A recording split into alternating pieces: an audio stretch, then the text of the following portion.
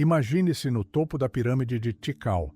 Ao seu redor, por milhares de quilômetros em todas as direções, estende-se um oceano vasto e denso de vegetação.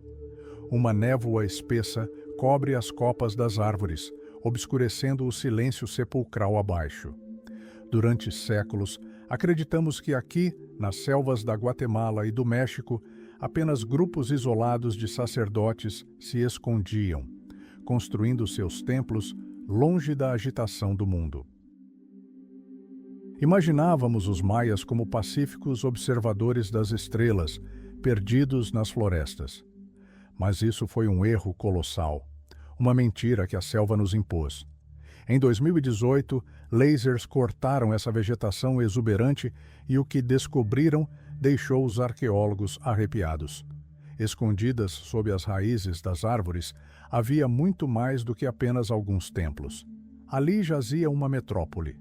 60 mil construções que passaram despercebidas por décadas. Vastas rodovias, fazendas, muralhas e sistemas de irrigação. Descobriu-se que os maias não apenas sobreviveram na selva, eles a transformaram em uma paisagem industrial, com densidade populacional comparável à da Los Angeles moderna. Mas por que tudo desapareceu? Por que a civilização mais avançada do hemisfério ocidental simplesmente silenciou? Para entender a dimensão da catástrofe, é preciso primeiro compreender a dimensão do seu triunfo. Por muito tempo, os livros didáticos nos disseram: os maias eram poucos em número. No máximo, alguns milhões de pessoas para toda a península de Yucatán. Olhávamos para as ruínas de Palenque ou Copán e as víamos como artefatos exóticos de um passado esquecido. Mas a tecnologia LIDAR apagou tudo isso. Agora sabemos. No auge de seu poder, a população maia chegava a entre 10 e 15 milhões. Eles eram um império vivo, vibrante e agressivo, preso em um dos lugares mais hostis do planeta. Construíram cidades onde não deveriam existir. Sem animais de carga, sem ferramentas de metal, sem a roda. Cada tonelada de calcário, cada laje de pirâmide foi carregada nas costas humanas e, no entanto, ergueram arranha-céus de pedra que se elevavam acima da selva como faróis no oceano. Mas por trás dessa grandeza espreitava-se a escuridão. O segredo do poder dos maias não residia em seus calendários, mas em seu controle absoluto. No centro de cada cidade erguia-se o Senhor Sagrado, Kul-Aheb. Para seu povo, ele era mais do que um político, era um portal biológico para o mundo dos deuses. Quando Aheb se erguia no topo da pirâmide, a selva congelava. Ele se sangrava, perfurando a língua com espinhos de arraia para evocar visões da visão da serpente. Era um pacto sangrento. O povo concedia ao rei poder absoluto, e o rei garantia que o sol nasceria e a chuva cairia. E então aconteceu algo que ninguém esperava. Durante muito tempo, os arqueólogos acreditaram no mito dos maias pacíficos. Pensava-se que suas guerras eram escaramuças ritualísticas, onde pares de guerreiros nobres lutavam por cativos. Mas ao decifrarmos seus hieróglifos e examinarmos mapas a laser, a verdade se revelou muito mais aterradora. Os maias travavam guerras totais de aniquilação. Vimos quilômetros de muralhas defensivas, vimos cidades queimadas, jamais reconstruídas. Não se tratava de duelos de cavaleiros. Era uma luta por recursos, por água, pelo direito de respirar nos confins apertados de uma selva superpovoada. Grandes dinastias, o reino Mutul de Tikal e o reino Canul das Serpentes, travaram uma guerra por procuração que durou séculos, arrastando centenas de cidades menores para o turbilhão. Era um jogo geopolítico de proporções épicas, onde os perdedores não eram apenas mortos, eram apagados da história. Mas nem mesmo a guerra era seu maior inimigo. O verdadeiro assassino espreitava no próprio solo. Imagine uma sociedade que atingiu seus limites. Cada centímetro de terra foi arado, cada árvore foi derrubada para produzir a cal necessária para pintar as pirâmides de vermelho sangue. O sistema ecológico estava no limite. Os maias criaram um paraíso artificial que dependia de um equilíbrio perfeito. Mas a natureza não gosta de equilíbrio. Por muito tempo, não conseguimos entender como milhões de pessoas simplesmente abandonaram suas casas. Por que no século IX d.C., as grandes cidades das terras baixas do sul foram desertadas uma após a outra? Tikal, Calakmul, Copan, centros de poder que existiram por séculos, tornaram-se fantasmas em apenas algumas gerações. Arqueólogos encontraram inscrições inacabadas em estelas. O entalhador simplesmente abandonou seu cinzel no meio de uma frase. Como se o fim do mundo, sobre o qual tanto alertaram em suas profecias, tivesse chegado. O segredo era que a catástrofe não foi instantânea. Foi um declínio lento e doloroso, causado por uma série de erros fatais. Os maias tornaram-se vítimas do próprio sucesso. Suas cidades cresceram rápido demais, suas ambições exigindo muito sangue e suor. Quando as grandes secas começaram, os reis-deuses mostraram-se impotentes.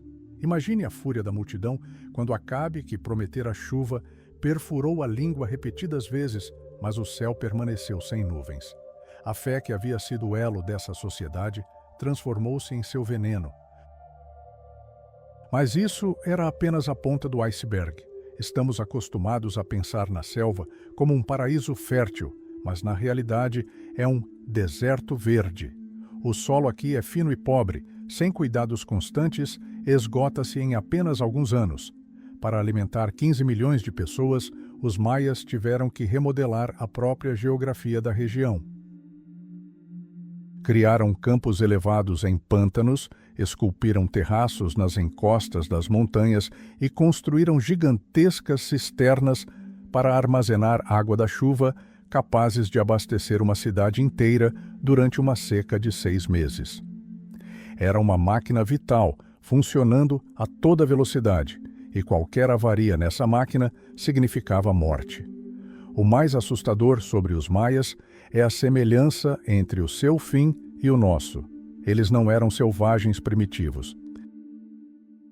Eram engenheiros brilhantes, astrônomos capazes de calcular a órbita de Vênus com precisão de segundos e matemáticos que compreendiam o conceito de zero quando os europeus ainda contavam nos dedos.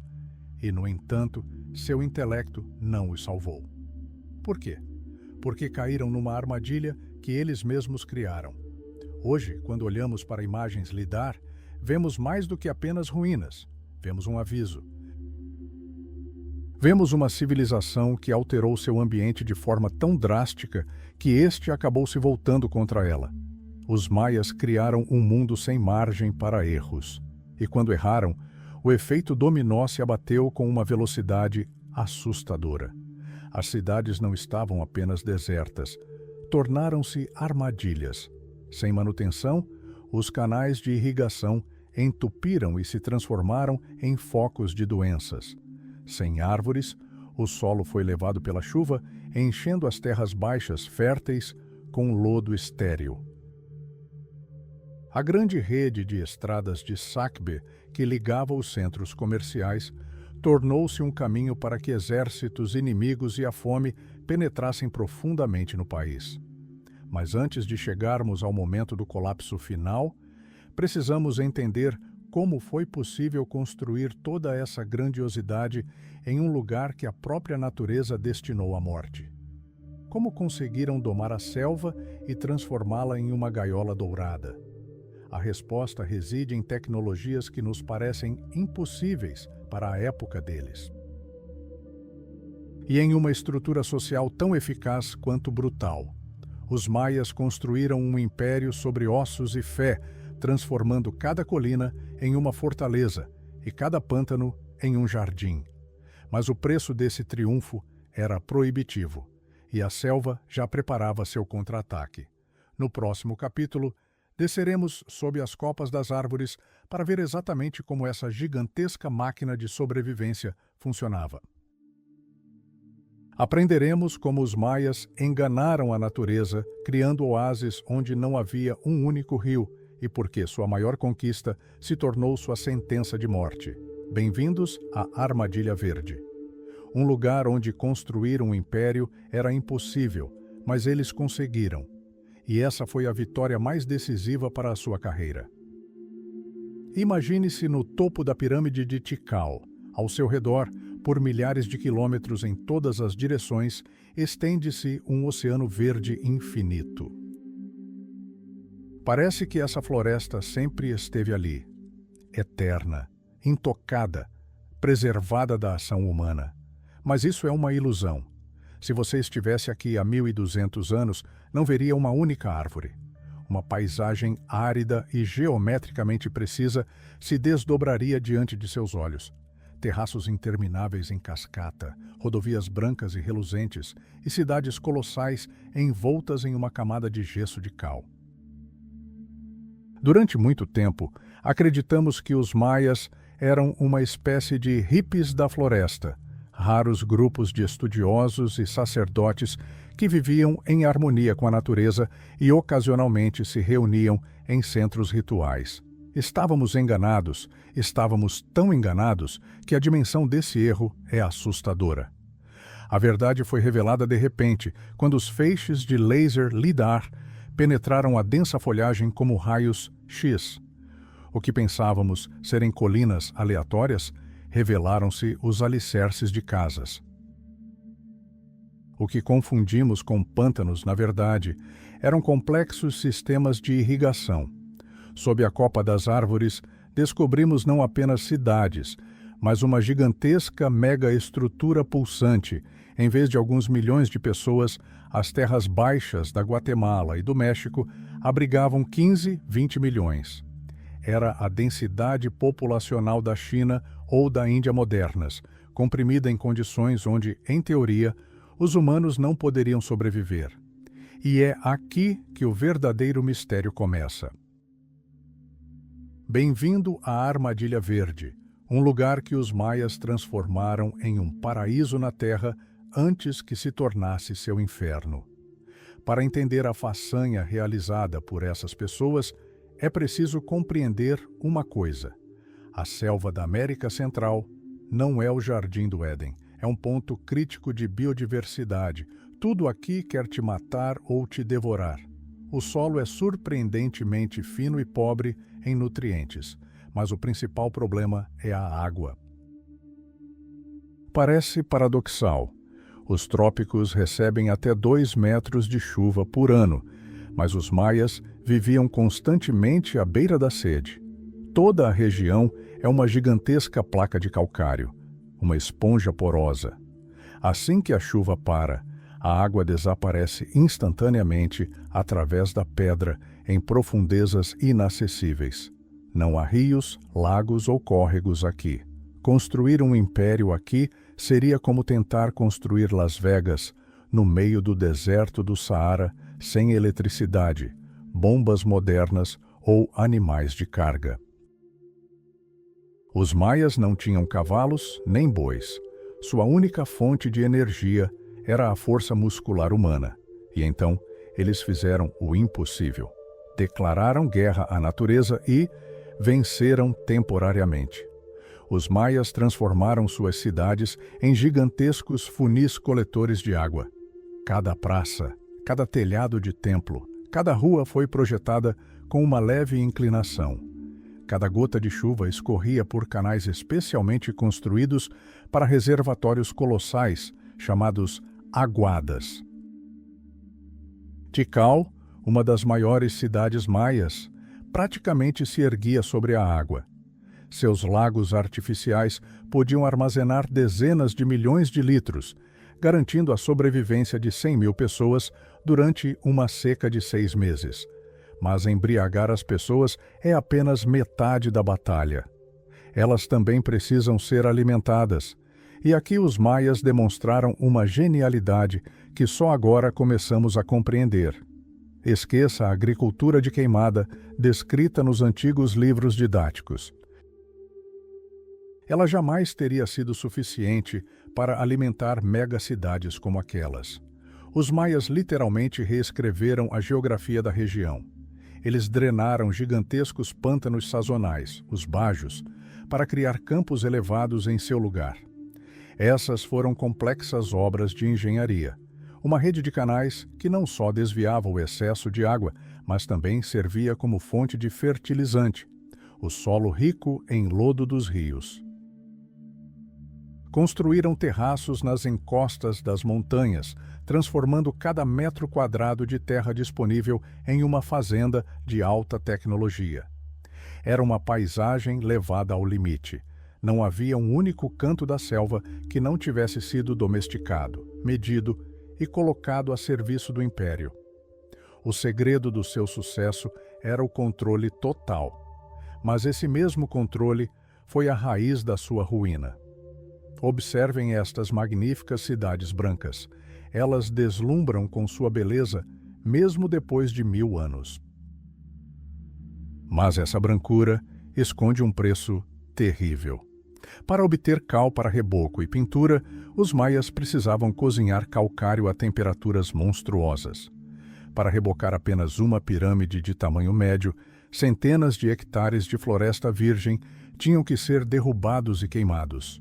Os maias construíram sua grandeza literalmente queimando seu futuro. A cada novo templo, a cada nova estela em homenagem ao rei Jaguar, as florestas diminuíam. Sem árvores, a chuva começou a carregar o solo para os canais, entupindo-os com lodo. As temperaturas nas cidades começaram a subir.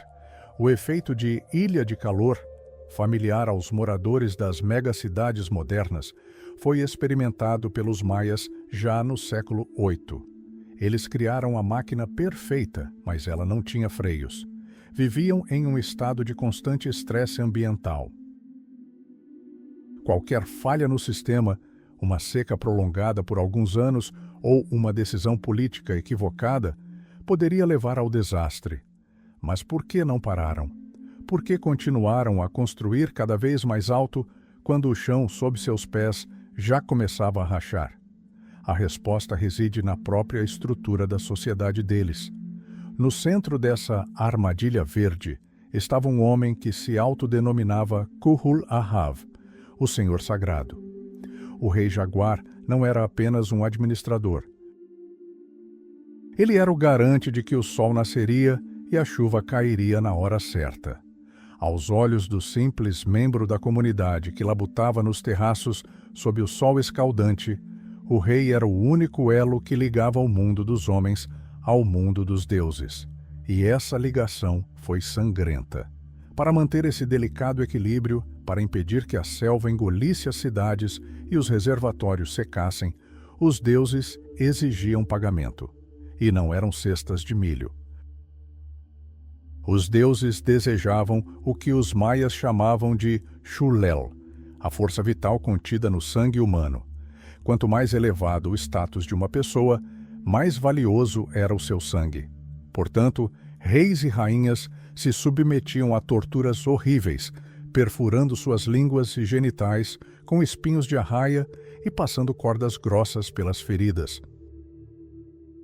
Eles tinham alucinações devido à dor e à perda de sangue, vendo na fumaça do incenso a serpente das visões, que lhes dava instruções, como governar, contra quem lutar e quando plantar milho. Era uma civilização construída sobre a profunda crença de que o mundo era uma máquina que precisava ser constantemente lubrificada com sangue, caso contrário, pararia. E enquanto as chuvas caíssem e a colheita fosse feita, o poder dos reis Jaguar era absoluto. Eles ergueram montanhas de pedra, pirâmides, que deveriam permanecer para sempre, demonstrando o triunfo do homem sobre a selva. Mas por trás desse brilho exterior, por trás da complexa escrita hieroglífica e dos cálculos matemáticos, escondia-se um vazio crescente. As cidades maias estavam se transformando em gaiolas de pedra.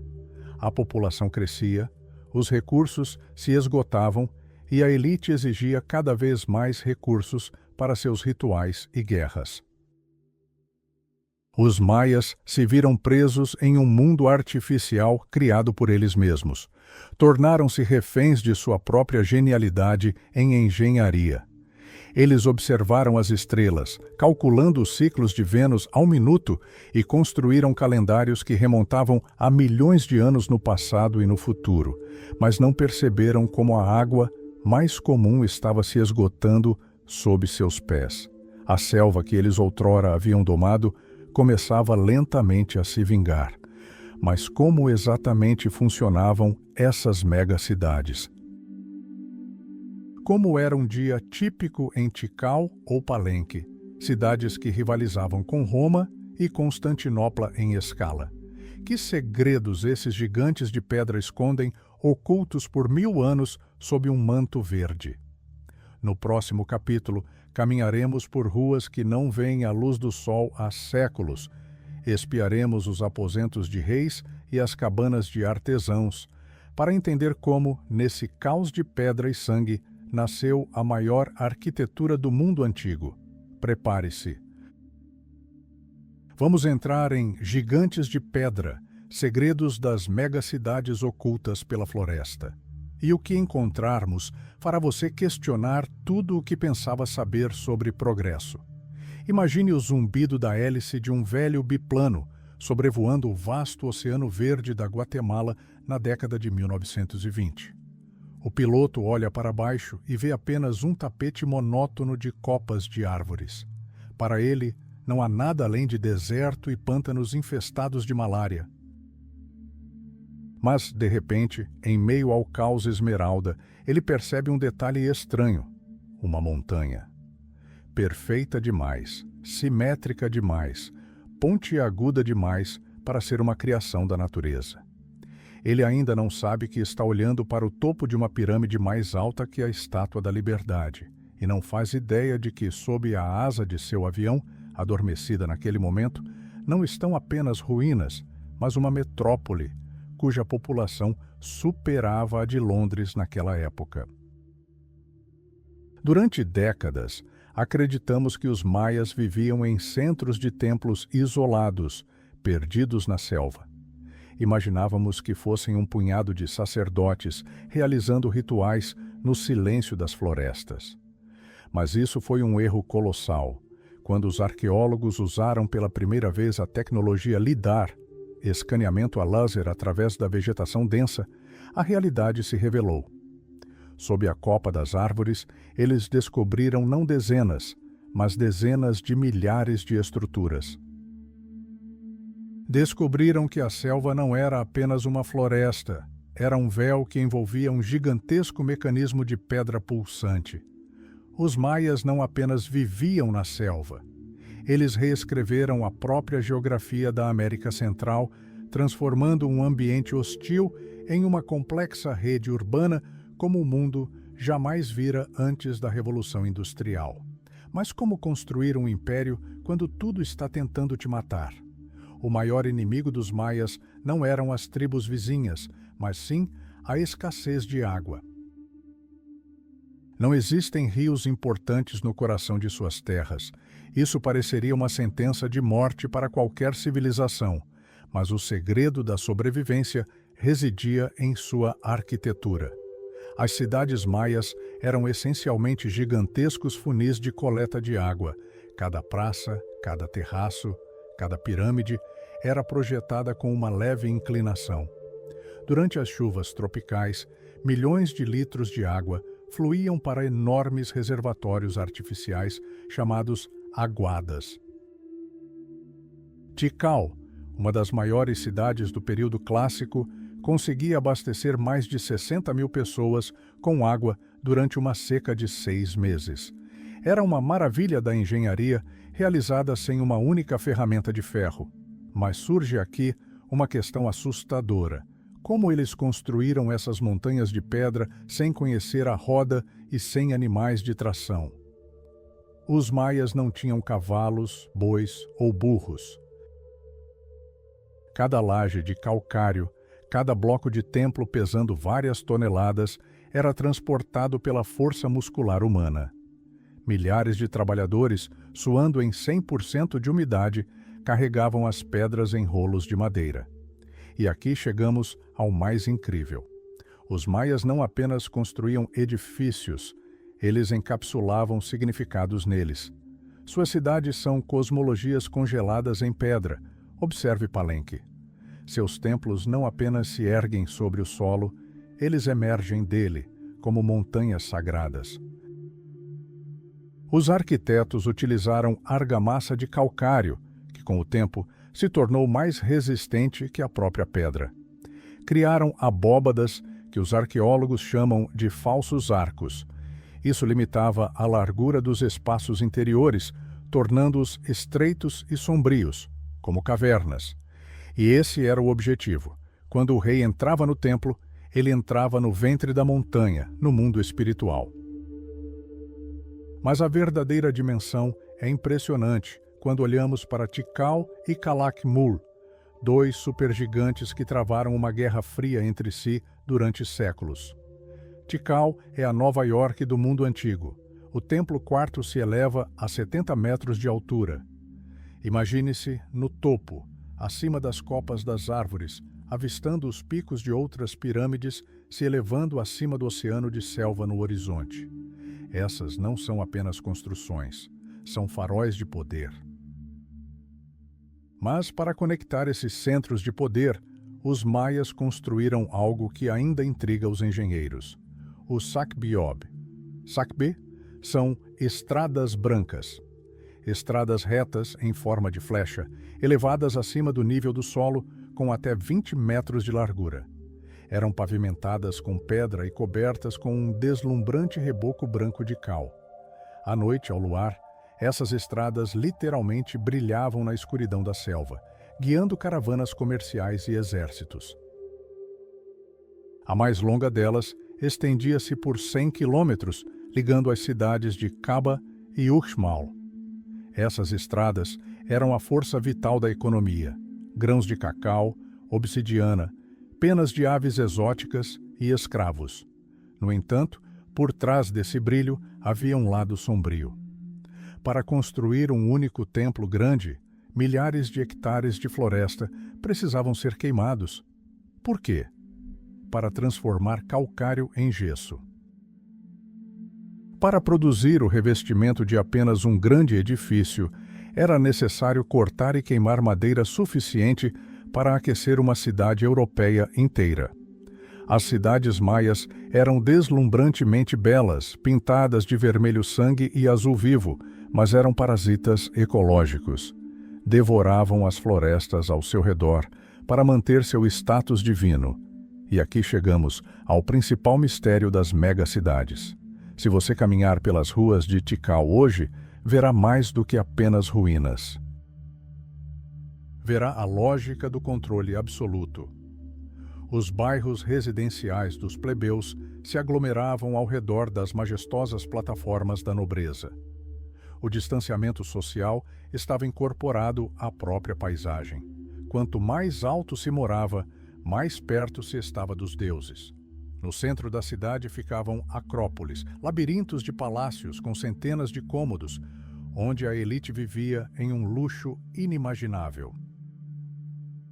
Havia sistemas de esgoto, banhos de vapor e até armadilhas acústicas. Do alto de uma pirâmide, o rei podia sussurrar uma palavra, e ela seria ouvida em toda a praça abaixo. Para o camponês comum, aquilo não era apenas arquitetura, era magia. Mas a magia exige sacrifício. Em certo ponto, as cidades ficaram grandes demais. Os gigantes de pedra começaram a exigir mais comida, mais água e mais sangue. Estamos acostumados a pensar em cidades construídas para pessoas. Mas as cidades maias foram construídas para uma pessoa, para aquele que estava no topo. Toda essa grandiosidade, estradas, reservatórios, templos que se elevavam até as nuvens, baseava-se em uma única ideia: a de que um homem sentado em um trono de jaguar poderia controlar a chuva e o movimento das estrelas. A arquitetura era meramente o pano de fundo para um grandioso espetáculo de poder. Mas o que aconteceu quando as decorações começaram a desmoronar? Como se sentiu um habitante da cidade quando os reservatórios sagrados secaram e as estradas brancas deixaram de transportar mercadorias? A resposta reside naqueles que dirigiram essa energia colossal das massas. Para entender como essas cidades foram construídas, devemos olhar nos olhos daqueles para quem elas foram erguidas. Devemos encontrar aqueles que se autodenominavam os senhores sagrados. No próximo capítulo, desvendaremos os segredos dos governantes maias. Descobriremos o preço que pagaram por seu direito de serem considerados deuses e por que sua sede de poder transformou os jardins do Éden em altares banhados em sangue. Prepare-se. Estamos entrando no capítulo mais sombrio e emocionante de nossa jornada. Capítulo 4. Deuses vivos. O preço sangrento do poder divino dos reis Jaguar. Você verá que por trás de cada grande pedra se esconde um grande sacrifício. E às vezes, esse sacrifício é o próprio governante. O silêncio na floresta tropical é enganoso. Se você estivesse no centro de Tikal ou Palenque, no século VIII, não ouviria o canto dos pássaros, mas o zumbido monótono e hipnótico de centenas de vozes. No topo de uma pirâmide íngreme, escondido na densa fumaça de copal, está um homem. Ele usa um pesado cocar de penas do sagrado Quetzal. Seus dentes são incrustados com jade e seu rosto está escondido atrás de uma máscara de jaguar. Mas ele não é apenas um governante. Neste momento, ele é o eixo do mundo. Ele não empunha um cetro, mas sim um ferrão afiado de arraia ou uma faca de obsidiana. E ele não está aqui para mostrar misericórdia. Ele está aqui para infligir dor a si mesmo. Ele perfura lentamente a língua ou os genitais, passando uma corda áspera e farpada pela ferida. O sangue pinga em tiras de casca de árvore, que são então queimadas. Nessa fumaça, segundo a crença de milhares de pessoas que estão embaixo, nascem os deuses. Isso não foi um ato de loucura. Foi uma brutal necessidade política. Bem-vindos ao mundo dos senhores sagrados, pessoas que pagaram por seu poder absoluto com a própria carne e sangue. Para os maias, o poder não era uma questão de eleição ou simples herança. O título do governante, Kuhul Ajal, significava literalmente Senhor Divino, mas esse título escondia uma armadilha. Ser um deus entre os homens significava ser responsável por tudo, se a chuva caía, se o milho crescia, se o sol permanecia aceso. Se a seca ocorresse, não seria culpa do clima, seria do rei. Seu sangue engrossara, sua ligação com os deuses enfraquecera. E para recuperar o favor dos céus, a dose de dor teria que aumentar. Mas como alguém se tornava um ser assim? A preparação começava no berço. Se você visse o rosto de um verdadeiro rei maia, estremeceria. Desde a infância, suas cabeças eram presas entre tábuas para que o crânio se esticasse para cima, assemelhando-se a uma espiga de milho, um símbolo de fertilidade. Seus olhos eram propositalmente vesgos, pendurando-se uma bola de resina na frente da ponte do nariz, pois olhos vesgos eram considerados um sinal de suprema beleza e semelhança com o Deus Sol. Essas criaturas não eram apenas pessoas, eram artefatos vivos, criados para aterrorizar e encantar. Mas a aparência era apenas a ponta do iceberg. O segredo de seu poder residia na antiga besta, Jaguar, o predador mais perigoso da selva. Os maias acreditavam que à noite o sol se transformava em um jaguar para atravessar o submundo dos mortos, Xibalba. O rei era a personificação terrena desse sol noturno. Ele vestia peles, patas e presas de jaguar. Quando o rei subia à varanda de seu palácio, o povo não via um homem, mas um predador capaz de rasgar a realidade e entrar no mundo espiritual. Contudo, esse status teve um preço, não apenas em derramamento de sangue, mas também em guerras constantes. E aqui reside a parte mais interessante.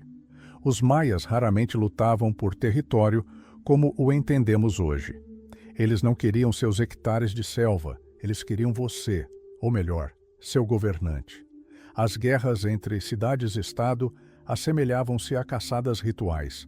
O objetivo era capturar o rei inimigo vivo. Suas penas eram arrancadas, suas insígnias reais eram retiradas, e ele era humilhado ao ser forçado a jogar um jogo de bola ritual, cujo resultado era predeterminado. Isso não era apenas um triunfo, era o colapso de todo o sistema ideológico da cidade derrotada.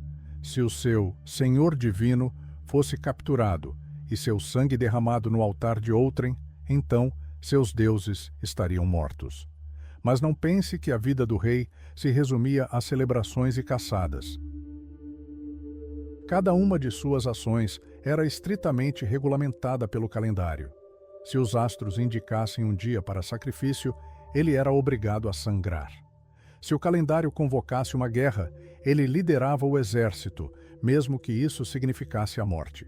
O segredo da sobrevivência das dinastias residia em sua capacidade de manipular o tempo. Os reis maias foram os maiores showmen da história. Cada ereção de uma nova estela, cada aniversário de seu reinado era transformado em um grande espetáculo. Nessas estelas, nós os vemos, orgulhosos, pisoteando cativos, cercados por hieróglifos. E aqui chegamos ao ponto mais importante. Essas pedras não são apenas monumentos, são documentos de estrita prestação de contas.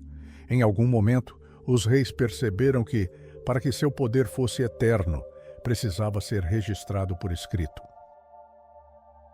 Criaram o sistema de escrita mais complexo do Novo Mundo para perpetuar suas genealogias até a 100ª geração, ligando-se aos deuses que criaram o mundo há milhares de anos. Mas havia um problema.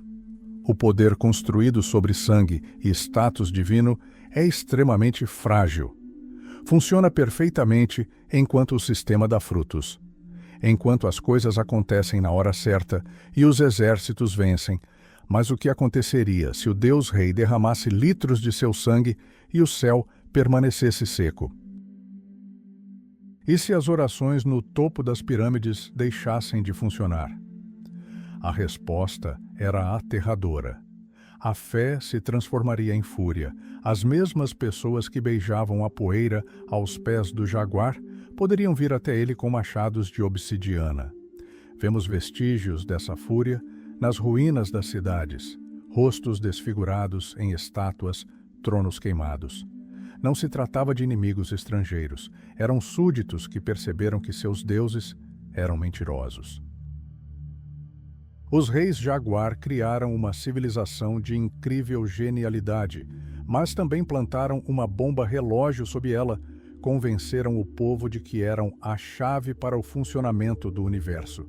E quando o mecanismo falhou, não havia mais ninguém a quem culpar. Mas como eles se comunicavam com os deuses? Como calculavam as datas de seus triunfos com precisão de segundos? Para entender isso, precisamos examinar seus livros e ler o que estava escrito nas paredes de seus templos. Por muito tempo, os estudiosos acreditaram que os maias eram sacerdotes pacíficos que contemplavam as estrelas e viviam em harmonia com o cosmos. Mas quando os linguistas finalmente decifraram seu código, a realidade revelou um lado muito mais sombrio e fascinante. Esses símbolos estranhos, que lembravam cabeças de monstros e nós entrelaçados, escondiam uma história de traição, grandes descobertas e crueldade horrível.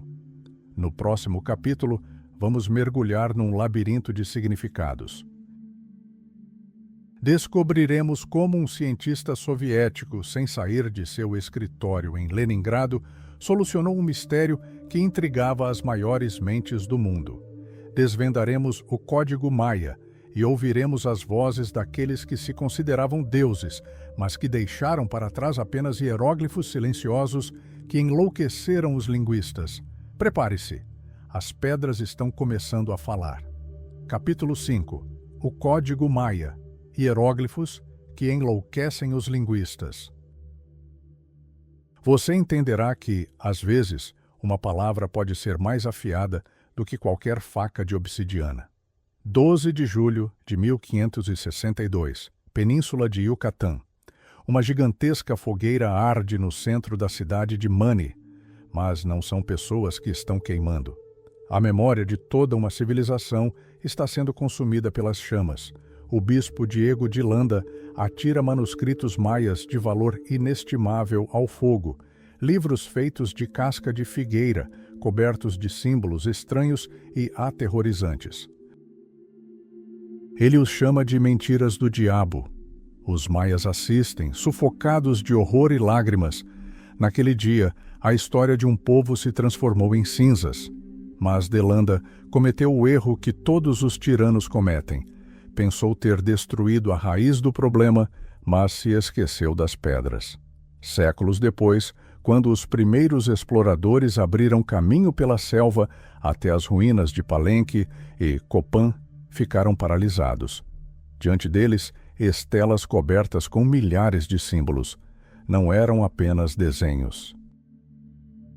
Eram o Código Maia, um mistério que transformaria a vida dos melhores linguistas do planeta em um verdadeiro inferno por 400 anos, levando-os literalmente à loucura. O problema era que esses hieróglifos pareciam estranhos. Imagine um texto onde, em vez de letras, havia cabeças de jaguar, mãos entrelaçadas, gotas de sangue e rostos de deuses com línguas para fora. Os primeiros estudiosos tinham certeza. Aquilo não era escrita, eram apenas figuras, enigmas. Símbolos místicos descrevendo o movimento das estrelas e nada mais, mas eles estavam errados. E esse erro custou à ciência séculos de estagnação. No início do século XX, o mundo científico era dominado pela ditadura de um homem, Sir Eric Thompson. Grande arqueólogo e gênio reconhecido, ele criou um mito sobre os maias que o mundo inteiro acreditou. Thompson afirmava que os maias eram pacíficos observadores das estrelas, filósofos da selva que jamais travaram guerras. Seus hieróglifos eram meramente números e datas do calendário. Estas pedras não contêm nomes de reis, nem história de guerras, apenas a eternidade, dizia ele. E ai de quem ousasse contradizê-lo. Thompson destruiu as carreiras de seus oponentes com a mesma fúria com que a selva devorou as cidades maias. Mas o segredo era que a chave para a solução não estava nos trópicos, mas na fria Leningrado do pós-guerra. Yuri Knorozov, um jovem cientista soviético que nunca tinha visto as pirâmides pessoalmente, possuía apenas uma cópia em preto e branco do mesmo manuscrito de Diego de Landa, o mesmo que outrora queimara os livros maias. Um paradoxo histórico: o inquisidor que destruiu a cultura deixou uma pequena pista em suas anotações, um alfabeto de 29 símbolos. Todo o mundo ocidental considerava esse alfabeto uma farsa. Mas Knorozov percebeu o que todos os outros não haviam notado. Os maias não escreviam com letras, nem com figuras. Eles escreviam com sílabas. Foi uma epifania, como uma explosão. Knorozov percebeu: o mesmo sinal podia representar tanto uma palavra inteira quanto um único som. Mas então aconteceu algo ainda mais incrível. Os maias eram estetas de carteirinha. Se um escriba achasse um símbolo feio, podia escrevê-lo de 10 maneiras diferentes. Combinavam sinais, encaixando-os uns dentro dos outros como bonecas russas, transformando uma frase comum em uma obra-prima visual. Quando Knorozov publicou seu trabalho em 1952, o Ocidente o rejeitou como propaganda comunista. Eric Thompson recusou-se a reconhecer a correção do linguista soviético até sua morte. Mas a engrenagem já havia sido posta em movimento. As paredes começaram a falar, e o que elas revelaram chocou os historiadores. O mito dos pacíficos observadores de estrelas desmoronou com o estrondo de uma pirâmide caindo. Uma vez decifrado o código, as datas áridas nas estelas se transformaram em uma crônica sangrenta. Finalmente, conseguimos ler os nomes Hanub Pakal, Itzamna Balam, Washaklahun Uba Kavil. Não se tratava de filósofos, eram conquistadores ferozes, obcecados por poder e derramamento de sangue.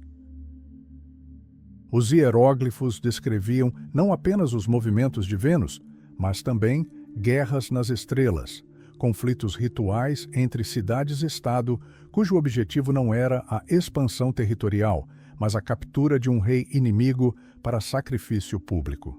Os textos clamavam por tortura, corações arrancados, dinastias destruídas. Um painel em Palenque dizia: ele veio com um machado, derramou sangue, a cidade mergulhou na escuridão. Mas por que isso deixou os linguistas loucos? Porque o sistema maia era incrivelmente complexo. Eles não tinham um alfabeto fixo. Cada escriba era um artista. A palavra para jaguar, Balam, tinha pelo menos 5 formas diferentes de ser escrita, desde uma simples inscrição silábica até um desenho detalhado da cabeça do animal. Era um sistema de escrita labiríntico. Para ler uma única inscrição, era preciso não apenas conhecer o idioma, mas também compreender a lógica do artista excêntrico que viveu há 1500 anos. E quanto mais líamos, mais aterrador se tornava o nosso medo. Percebemos que os maias eram literalmente obcecados por registrar a realidade. Eles registravam tudo, da data da ascensão ao trono até o tipo exato de cacau que o rei bebia na quinta-feira. Para eles, a palavra escrita tinha poder mágico. Falar era dar vida, escrever em pedra era eternizar. No entanto, por trás dessa paixão pela escrita, escondia-se algo mais profundo e aterrador. Os maias acreditavam que suas palavras e sua história eram mais do que apenas uma crônica. Elas faziam parte do vasto mecanismo pulsante do universo. Após decifrarem os textos, os cientistas descobriram que no centro de cada cidade existiam não apenas monumentos aos governantes, mas verdadeiras âncoras no tempo. Os maias acreditavam que, se parassem de registrar os rituais, se perdessem a noção do tempo, o mundo simplesmente deixaria de existir. O sol não nasceria e os deuses criadores destruiriam a humanidade, como já haviam feito 3 vezes antes. Mas, em meio às intermináveis listas de vitórias e nomes de deuses, os linguistas se depararam com algo que os intrigou. Seus registros continham datas que remontavam a milhões, até mesmo trilhões de anos, e datas semelhantes que se estendiam para o futuro infinito. Por que uma civilização que vivia na Idade da Pedra usaria os mesmos números que a física moderna usa para descrever a idade do universo? Por que precisariam saber o que aconteceria em 4.000 anos se suas próprias cidades já estivessem sufocando devido à superlotação e à seca? O segredo estava escondido em seus calendários. Hieróglifos abriram uma porta para sua consciência, mas o que vimos além dessa porta foi ainda mais estranho. Os maias não apenas viviam no tempo. Eles construíram uma máquina a partir dele, um mecanismo grandioso e matematicamente impecável que ditava quando nascer, quando matar e quando morrer. Enquanto os linguistas se esforçavam para compreender a dimensão dessa obsessão, os arqueólogos faziam uma nova pergunta. Se eles registravam cada passo com tanta meticulosidade, por que suas crônicas terminaram repentinamente no século IX? Por que, de repente, os grandes escribas simplesmente abandonaram suas penas e os entalhadores seus cinzéis, deixando as estelas inacabadas? A resposta não estava nas palavras, mas nos números, no ritmo de seus calendários que tic-taqueavam como uma bomba-relógio. Os maias tinham certeza, o tempo é cíclico, e o que uma vez começou deve terminar em fogo. No próximo capítulo, vamos mergulhar no cerne desse mecanismo. Descobriremos como o calendário maia transformou suas vidas em um eterno dia da marmota e por que sua obsessão pela precisão os levou a prever sua própria morte, mas não a impedi-la. Capítulo 6. Máquinas do Tempo. Por que os indianos precisam de um calendário para milhões de anos? Você verá o que acontece quando as pessoas se tornam escravas de seus próprios cálculos. E acredite, 2012 foi apenas a ponta do iceberg, algo que não compreendemos. Imagine que o tempo não é um rio invisível que flui do passado para o futuro. Para os maias, o tempo era um fardo físico, uma carga colossal carregada nas costas dos deuses ao longo da estrada infinita da eternidade. E a cada noite, um deus passava o bastão para outro. Se o portador tropeçasse, a realidade simplesmente deixaria de existir.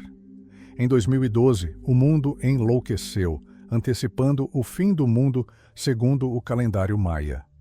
Mas a ironia é que os próprios maias teriam rido na nossa cara. Para eles, o fim de um ciclo de 5.125 anos não era o fim, mas apenas uma mudança de guarda. Eles trabalhavam com números que deixam a ciência moderna nervosa. Nas ruínas da cidade de Quiriguá, arqueólogos encontraram estelas descrevendo eventos ocorridos há 90 milhões de anos. E em Palenque, foram descobertas inscrições que se estendem por 4.000 anos no futuro. Por que os indígenas da Idade da Pedra precisariam de precisão na ordem de partes por milhão? Por que precisariam conhecer os ciclos de planetas impossíveis de observar sem um telescópio? A resposta é assustadora. Os maias não apenas contavam o tempo, eles tentavam controlá-lo. Mas, para entender como eles faziam isso, você precisa esquecer tudo o que sabe sobre calendários. Os maias tinham 3, e eles funcionavam como engrenagens em um gigantesco e infernal mecanismo de relógio. A primeira engrenagem é o Tzolk'in, um calendário sagrado de 260 dias. Não possui meses, apenas uma combinação de 20 nomes e 13 números. Por que 260? Não é um ano nem um ciclo lunar. É a duração de uma gestação humana. Era um calendário de ritmos biológicos que ditava o dia em que uma criança seria nomeada e qual destino ela receberia. A segunda marcha é Hab, um calendário civil de 365 dias, quase como o nosso, mas com uma ressalva assustadora. Os maias tinham 18 meses de 20 dias cada. A matemática bate certo? Não. Isso deixa 5 dias extras. Os maias os chamavam de Wayeb, dias sem nome, dias de caos. Durante essas 120 horas, as fronteiras entre os mundos se tornavam tênues. As pessoas apagavam as luzes, paravam de trabalhar e congelavam de terror. Acreditava-se que durante essas 120 horas, os deuses podiam simplesmente se esquecer da humanidade. Mas o mais aterrador começava quando essas duas engrenagens, Tzolk'in e Hab, se alinhavam. Isso acontecia uma vez a cada 52 anos. Para os maias, esse era o momento da verdade. O ciclo do calendário se fechava. A cada 52 anos, o mundo ficava à beira do abismo. Para o sol nascer e iniciar um novo ciclo, era necessário sangue. Milhares de pessoas aguardavam o amanhecer, contemplando as Pleiades. Se as estrelas cruzassem o zênite, significava que os deuses nos haviam concedido mais meio século. Mas isso era apenas a ponta do iceberg, pois esses ciclos eram dominados pela contagem longa. Os maias eram obcecados pela ideia de que tudo se repete. Para eles, a história não era progresso, mas sim um ciclo. Se houve uma seca há 400 anos, no dia 4 Ahau 8 Kumhu, então ela se repetiria hoje. Esse era o segredo de suas profecias. Eles não estavam prevendo o futuro, mas calculando com precisão matemática o passado, que certamente retornaria. Por isso, os reis maias gastavam fortunas com astrônomos. O calendário era sua principal ferramenta política. Se um rei conseguisse provar que sua coroação coincidia com o ciclo do grande deus ancestral, que viveu milhões de anos atrás, seu poder se tornava absoluto. Isso era a cronocracia, o domínio do tempo. Mas havia um problema que transformou a vida dos maias em um pesadelo sem fim. Imagine viver em um mundo onde cada movimento seu é predeterminado pelos alinhamentos planetários. Você não pode começar uma guerra quando lhe convém. Não pode semear milho quando está chovendo. Você precisa esperar que as engrenagens celestes se alinhem perfeitamente. Os maias transformaram a matemática em religião e a astronomia em prisão. Seus observatórios, como o Caracol em Chichén Itzá, não eram centros científicos, mas sim torres de controle de voo, onde sacerdotes calculavam freneticamente a trajetória de Vênus.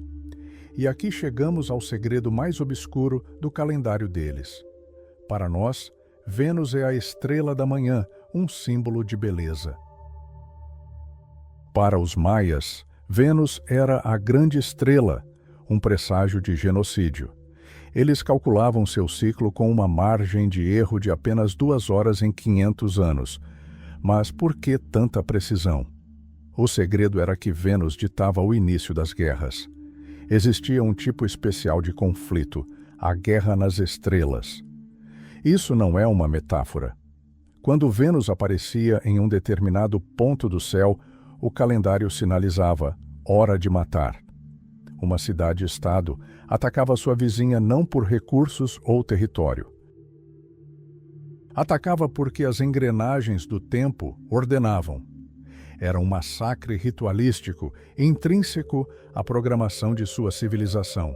Os maias tornaram-se reféns da sua própria precisão. Criaram uma máquina do tempo que funcionava perfeitamente, mas sem freios. Previram a aproximação de catástrofes, secas, guerras, declínio, décadas antes de acontecerem. Registraram as datas do seu iminente colapso em estelas, como se mantivessem um diário fadado ao fracasso. Mas a coisa mais estranha aconteceu quando os cálculos astronômicos colidiram com a realidade. No século VIII, as cidades maias começaram a mergulhar no caos. O período clássico estava chegando ao fim. E se você observar as últimas inscrições hieroglíficas, não encontrará pedidos de ajuda nem crônicas de batalhas. Encontrará datas, cálculos intermináveis e fanáticos de novos ciclos do calendário.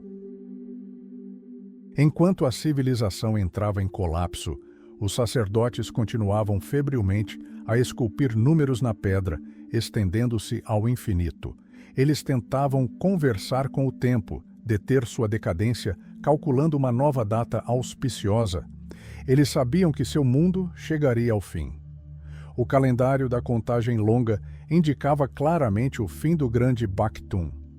Mas eles não entendiam uma coisa. O tempo não apenas nos carrega nas costas. Às vezes, ele se livra do seu fardo, permitindo-nos recomeçar. Sua obsessão pelas estrelas os levou a olhar para cima quando deveriam ter olhado para baixo. Viram os planetas se movendo milhões de anos para o futuro, mas não perceberam o solo moribundo sob seus pés, nem o inimigo à espreita nas florestas, que não acreditava em ciclos sagrados. Mas se você pensa que o calendário maia é simplesmente matemática antiga, está enganado. Porque foi esse calendário que determinou como e quando eles se destruiriam mutuamente. No próximo capítulo, veremos como os cálculos dos sacerdotes se transformaram em rios de sangue. Descobriremos por que o movimento de um único planeta podia dizimar uma cidade inteira e como a guerra nas estrelas, Maia, os tornou presas fáceis para o que vinha do outro lado do oceano. Capítulo 7. Guerra nas estrelas, como o movimento de Vênus ditou a data do genocídio. Você entenderá que o céu acima da selva não era uma cúpula, mas um campo de batalha, onde o destino de milhões foi decidido muito antes de seu nascimento. E acredite, essa batalha foi muito mais aterrorizante do que qualquer filme de Hollywood. Imagine uma noite abafada na selva de Petén. O ano é 629 d.C., mas aqui no coração da Mesoamérica, o tempo flui de maneira diferente. O rei de Tikal, Balachan-Cahuil, está acordado. Ele não está estudando mapas nem testando a afiação de seu macuahuitl de obsidiana. Seu olhar está fixo em uma estreita faixa do horizonte. Ele está esperando que ela emerja da penumbra da madrugada. Shak-Ek, a grande estrela. Nós a chamamos de Vênus. Para nós, é um símbolo de amor e beleza. Para os maias, foi um presságio de genocídio. Assim que o primeiro brilho de Vênus rasgou o céu, o silêncio da selva explodiu, com o rugido das conchas e o trovão dos tambores. Não se tratava de uma escaramuça qualquer por recursos. Era guerra nas estrelas. Um termo que os arqueólogos usam não para descrever ficção científica, mas para descrever o tipo de conflito mais brutal e matematicamente preciso da história da humanidade. Um conflito onde a data da sua morte já estava escrita nos céus centenas de anos antes do seu nascimento. Mas como um planeta a milhões de quilômetros de distância de nós poderia forçar toda uma civilização a se autodestruir sistematicamente? O segredo estava escondido nos hieróglifos. Por muito tempo, os estudiosos acreditaram que os maias eram pacíficos observadores das estrelas que construíram pirâmides unicamente para se aproximarem dos deuses. Mas quando o código maia foi decifrado, sangue jorrou das paredes do templo sobre os pesquisadores. O glifo para a guerra parecia o símbolo do planeta Vênus, sobre o qual caía uma chuva de gotas. Mas não era chuva, era sangue, encharcando a terra. Os maias eram obcecados pela ciclicidade. Vênus aparece como a estrela da manhã, desaparece e retorna como a estrela da tarde em um ritmo rigoroso de 584 dias. Para os sacerdotes astrônomos, isso não era simplesmente o movimento de um corpo celeste. Era o cronograma de um moedor de carne cósmico. Vênus era considerada a padroeira da guerra e um ataque lançado durante uma determinada fase dela, especialmente durante o nascer helíaco, era considerado sancionado pelo próprio universo. E então aconteceu algo que mudou para sempre a história do período clássico maia. Os dois maiores superestados, Tikal e Calakmul, transformaram o céu em instrumento de sua geopolítica. Era uma guerra fria que durou séculos, mas que se intensificava a cada movimento de Vênus. Em 562 a.C., Calakmul, usando os cálculos de seus sacerdotes, desferiu um golpe devastador em Tikal. Não foi apenas uma derrota, foi uma catástrofe ritual. A cidade foi destruída, seu rei sacrificado, e o subsequente período sombrio durou 130 anos. Mas foi um erro pensar que os maias lutavam apenas por território. O objetivo de Star Wars era a captura de seres humanos. Não escravos para plantações, mas deuses em forma humana. Para os maias, capturar um rei inimigo, um senhor sagrado, equivalia a roubar um pedaço da alma da cidade inimiga. E aqui, uma precisão arrepiante entrava em jogo. As datas dos ataques eram escolhidas para coincidir com eventos astronômicos. Se Vênus estivesse estacionária, era hora de derramar o sangue dos reis. O segredo era que, para eles, A guerra era uma extensão da astronomia por outros meios. Imagine um exército em prontidão total de combate durante semanas, simplesmente porque o planeta ainda não havia atingido o grau necessário na eclíptica. Os soldados poderiam morrer de fome, a logística poderia entrar em colapso, mas ninguém ousaria atacar até que o sacerdote desse o sinal. E eis o mais aterrador: funcionou. O efeito psicológico de Guerra nas Estrelas foi absoluto. Se você fosse atacado sob o signo de Vênus, sabia que os deuses estavam do lado do inimigo. Sua resistência não era apenas inútil, era sacrilégio. No entanto, por trás dessa matemática divina, havia uma armadilha fatal. O sistema de Guerra nas Estrelas transformou os conflitos em um ciclo interminável de vingança. A cidade A destrói a cidade B porque Vênus a comanda. Após 584 dias, os sobreviventes da cidade B, tendo esperado que o planeta atingisse a mesma posição, contra-atacam. Era uma máquina de destruição autossustentável. No século VIII, a densidade populacional nas terras baixas atingiu um limite crítico. Os recursos estavam se tornando cada vez mais escassos e as exigências de Vênus cada vez mais sanguinárias.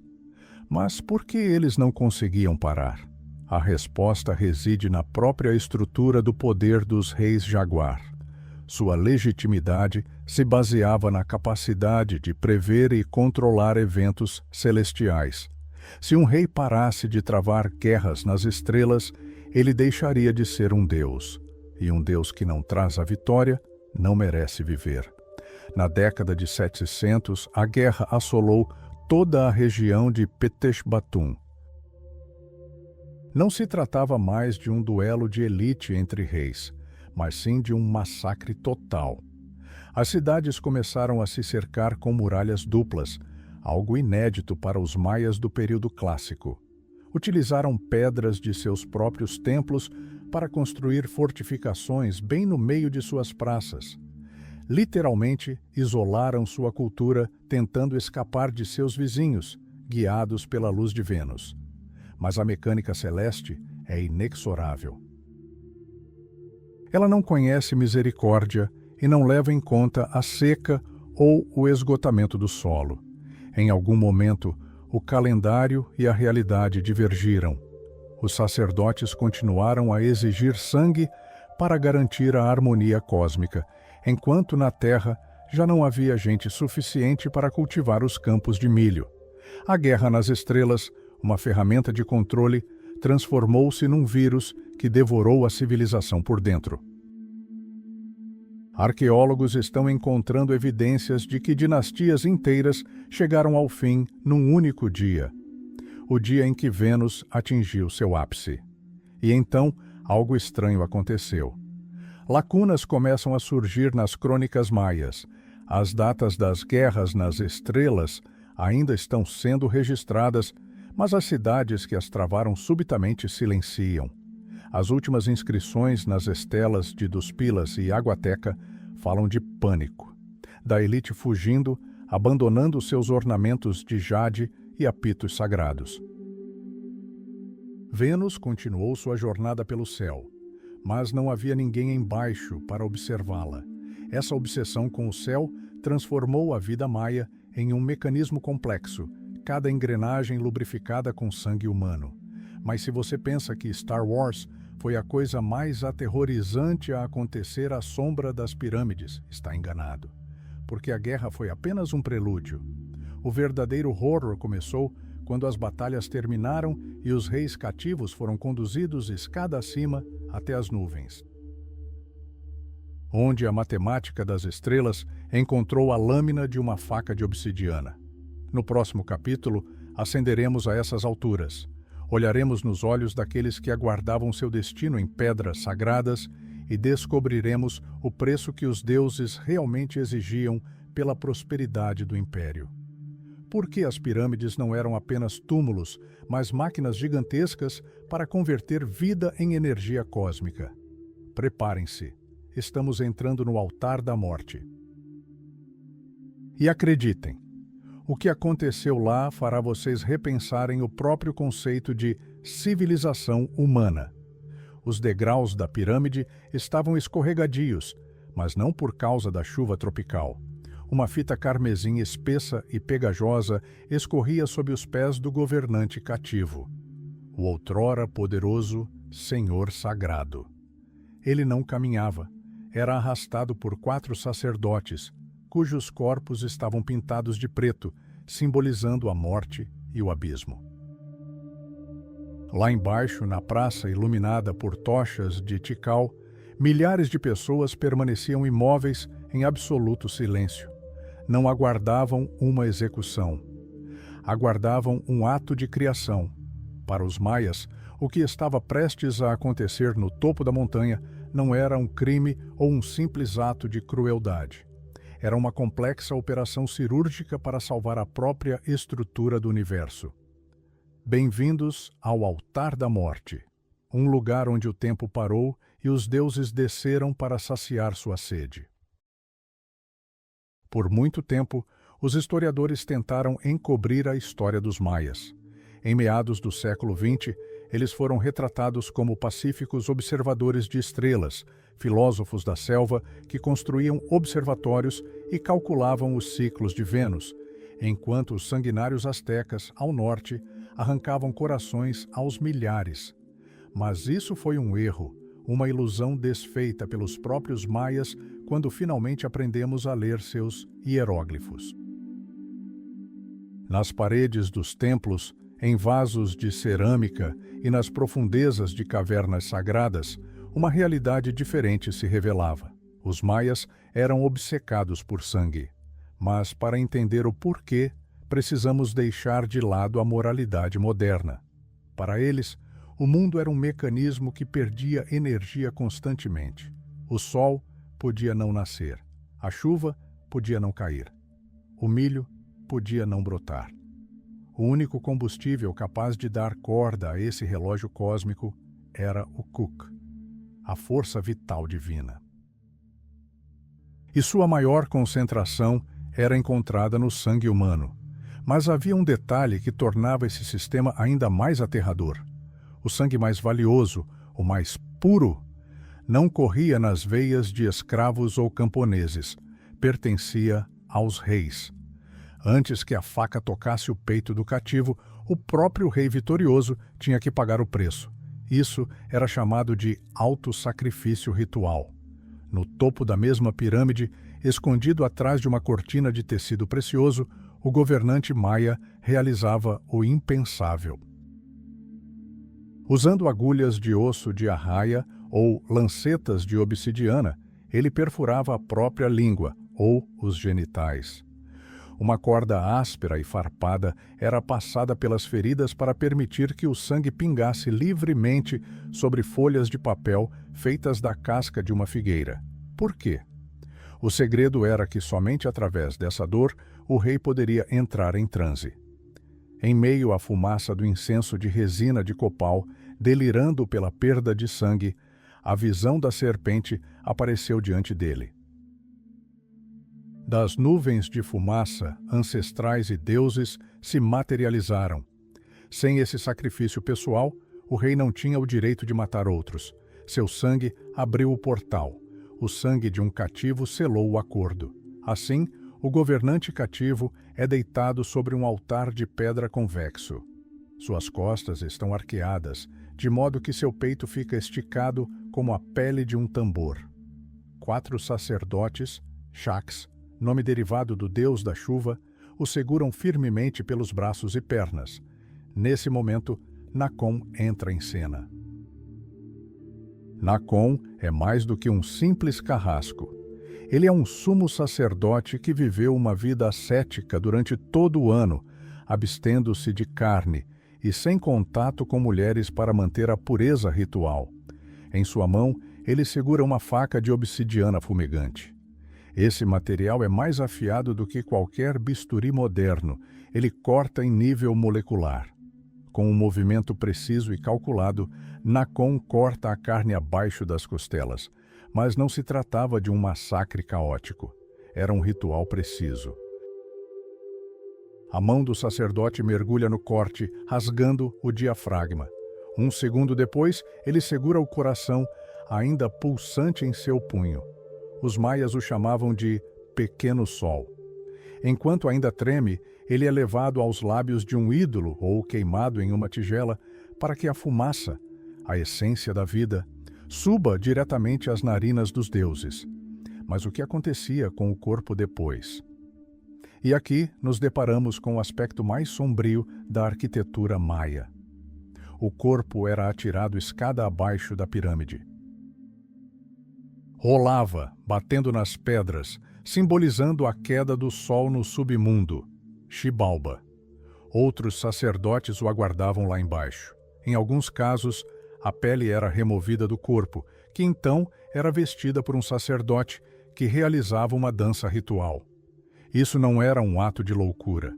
Para os maias, simbolizava a renovação da natureza, assim como um grão de milho se desprende da casca para dar origem a uma nova vida, também uma pessoa se desprende de sua casca para continuar o ciclo. Às vezes, as cabeças dos reis capturados eram separadas de seus corpos, eram usadas como bolas em um jogo sagrado. Imagine um estádio cercado pela selva, onde perder não significava perder pontos, mas sim perder a vida. O jogo de bola não era um esporte, mas um drama cósmico. A bola simbolizava o sol, e os jogadores, heróis gêmeos, lutando contra a morte. E se a cabeça de um inimigo derrotado fosse necessária para manter o sol em sua órbita, os maias a ofereciam sem hesitar. Contudo, não pense que as pirâmides eram simplesmente matadouros. Eram gigantescos ressonadores. Os arquitetos maias calcularam cada ângulo para que o som do grito de uma vítima ou a batida de um tambor se propagasse por quilômetros ao redor. A pirâmide é um huitz, uma montanha sagrada. Dentro dela havia uma caverna, uma entrada para o mundo espiritual. Ao matar uma pessoa em seu topo, os maias acreditavam que estavam alimentando a própria terra, para que ela não se abrisse e engolisse suas cidades. Mas havia uma coisa que assustava até mesmo os próprios maias. Ao longo dos anos, os apetites dos deuses aumentaram. Nos textos do final do período clássico, vemos uma progressão assustadora. Enquanto os sacrifícios antes eram isolados e restritos à elite, durante o período de guerras intermináveis entre as cidades-estado, o sangue correu como rios. Os deuses pareciam ter perdido a audição. As secas tornaram-se mais longas, as guerras mais sangrentas. O domínio da matemática estelar pelos maias começou a prever catástrofes. Seus calendários, elaborados para milhões de anos, de repente começaram a apontar para o fim iminente. Os sacerdotes no topo das pirâmides brandiam suas facas de obsidiana cada vez mais rápido, tentando se livrar do caos que se aproximava. Eles acreditavam que, se parassem, o sol se apagaria para sempre. Mas a ironia do destino foi que essa mesma obsessão por sangue e guerra em nome de prisioneiros se tornou um dos fatores que minaram os alicerces da civilização. A confiança do povo nos deuses vivos estava se esvaindo. Quando o rei promete chuva em troca do sangue de seu filho, e não chove por 1, 2, 5 anos, a divindade do poder começa a ruir. Nessa época, a civilização maia estava em seu auge absoluto. As cidades estavam superlotadas, as pirâmides brilhavam com tinta vermelha fresca e as caravanas comerciais se estendiam por centenas de quilômetros. Era a Era de Ouro. Mas, se você observar atentamente os rostos nos baixos relevos daquele período, poderá ver um terror primitivo nos olhos dos reis Jaguar. Eles sabiam o que as pessoas comuns não sabiam. Viram as sombras na selva se alongarem. Pressentiram o fim do grande ciclo. E justamente quando os maias atingiram o auge de seu poder, quando seus templos tocavam os céus e seus altares funerários estavam constantemente repletos de oferendas, algo inexplicável aconteceu. todo esse mecanismo colossal, essa máquina de converter vida em energia divina, simplesmente emperrou. No próximo capítulo, descobriremos como era esse auge de poder pouco antes de seu colapso. Veremos cidades que se tornaram armadilhas para milhões de pessoas e entenderemos por que o momento mais magnífico da história maia se tornou o início do seu fim. Preparem-se. Estamos entrando na Era de Ouro antes do abismo. E será o momento mais curto e deslumbrante da história da humanidade. 750 d.C. Se você pudesse sobrevoar a península de Yucatán neste momento, não veria a selva. Diante de seus olhos se desdobraria uma metrópole infinita e pulsante, envolta em pedra e pintada de um vermelho sangue agressivo. Este é o zênite, o momento em que a civilização maia atingiu o limite das capacidades humanas da época. Mas foi aqui, no ápice, quando os templos tocavam as nuvens, que as primeiras rachaduras apareceram nos alicerces do império: Tikal, Calakmul, Copan, Palenque. No século VIII, essas cidades não eram apenas metrópoles. Eram verdadeiros buracos negros, consumindo os recursos de regiões inteiras. Só Tikal abrigava mais de 60.000 pessoas. Para se ter uma ideia, isso representava mais gente do que Londres ou Paris na época. Mas há um detalhe que transforma essa grandeza em uma sentença de morte. Os maias não tinham animais de carga, nem rodas, nem ferramentas de metal. Cada pedra dessa cidade colossal, cada saco de milho para seus habitantes, era carregado nas costas humanas. Foi um triunfo da vontade sobre a lógica da natureza. Os maias construíram uma supercivilização em uma floresta tropical, um lugar que, por todas as leis da biologia, deveria tê-los rejeitado. Para alimentar milhões de pessoas, transformaram a selva em um gigantesco padrão geométrico: campos em terraços, canteiros elevados em pântanos, complexos sistemas de canais. Mas o apetite das cidades cresceu mais rápido do que a produtividade da terra. E aqui reside o primeiro segredo de sua queda. Milhões de toneladas de calcário eram necessárias para construir uma única pirâmide. Mas extrair a pedra não era suficiente. Ela precisava ser rebocada e pintada. E a produção de cal exigia fogueiras incrivelmente potentes. Historiadores calcularam que, para queimar a cal de apenas um grande templo, centenas de hectares de floresta virgem precisavam ser derrubados e queimados. As cidades maias foram literalmente engolidas pela selva que as cercava, e quanto mais altas as pirâmides se tornavam, menos árvores restavam para reter a umidade no solo. Mas os governantes maias, os Kuhul-Ahav, os senhores divinos, pareciam alheios à catástrofe iminente. Pelo contrário, embarcaram numa corrida desenfreada pela vaidade. O século VIII tornou-se a era da construção mais extensa da história mesoamericana.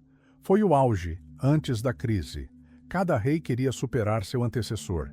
Mais estelas, telhados mais altos, mais escadarias hieroglíficas celebrando suas vitórias. Mas por trás desse brilho escondia-se o vazio. O poder do rei Jaguar residia em um único contraste. Ele era o mediador entre o povo e os deuses. Ele garantia a chuva. Ele garantia a ordem.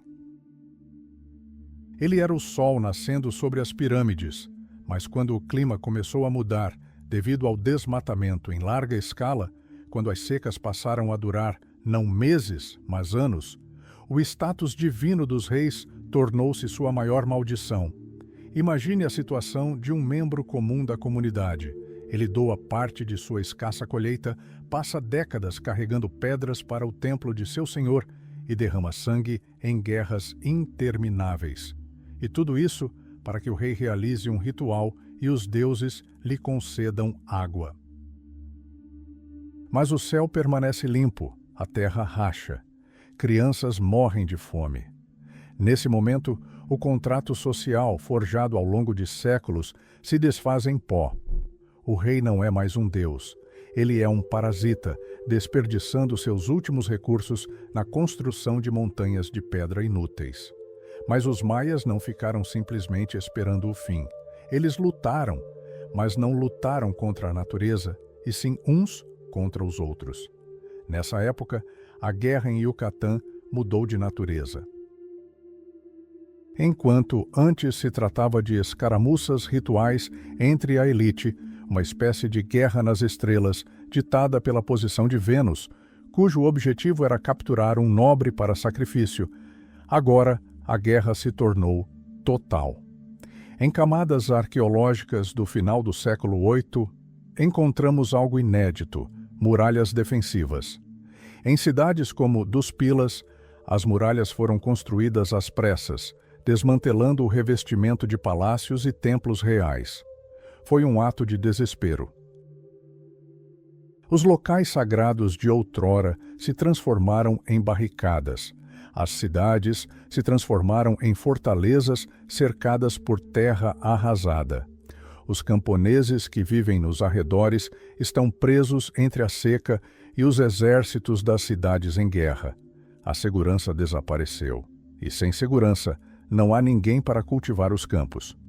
Uma reação em cadeia se inicia e não há mais como pará-la. Curiosamente, foi durante esse período, várias décadas antes do colapso, que a arte maia atingiu seu ápice absoluto. As esculturas em pedra tornaram-se incrivelmente detalhadas e as inscrições longas e complexas. Pareciam uma agonia esculpida na pedra. Era como se estivessem tentando falar ao destino, gravar seus nomes o mais profundamente possível, sentindo que o tempo estava se esgotando. E aqui chegamos ao momento mais estranho da história da humanidade. No auge do seu poder, quando as cidades ainda fervilhavam de atividade, quando os artistas terminavam seus melhores afrescos e os astrônomos calculavam eclipses com milhares de anos de antecedência, o mecanismo simplesmente parou. Em Tikal, a última data na estela corresponde a 879. Em outras cidades, é um pouco anterior ou um pouco posterior. Mas o padrão é o mesmo em todos os lugares. Não foi uma explosão instantânea, foi um desvanecimento. Mas um desvanecimento assustadoramente rápido. Imagine uma cidade com dezenas de milhares de habitantes, onde os mercados fervilhavam com as vozes dos comerciantes de cacau e jade, onde sacerdotes com penas de quetzal ofereciam orações, de repente, silenciando. Mas esta não foi uma morte causada por uma epidemia que dizimou a todos. Não foi uma invasão alienígena. Não encontramos montanhas de cadáveres nas ruas. Encontramos algo mais aterrador: a incompletude. No sítio arqueológico de Aguateca, os arqueólogos descobriram casas onde pedras de moagem jaziam abandonadas no chão, prontas para uso. Oficinas continham joias inacabadas. Templos abrigavam vasos com oferendas. As pessoas simplesmente foram embora. Abandonaram tudo: suas casas, seus objetos sagrados, as cinzas de seus ancestrais enterradas sob o piso de suas moradias. Milhões de pessoas abandonaram as terras habitáveis que seus ancestrais cultivaram por 1500 anos.